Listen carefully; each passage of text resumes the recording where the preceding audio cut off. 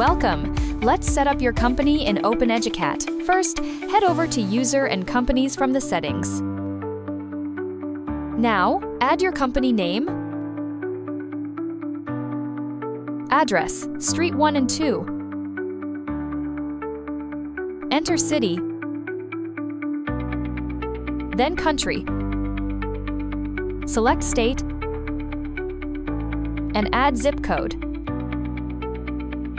Now, add phone number, email,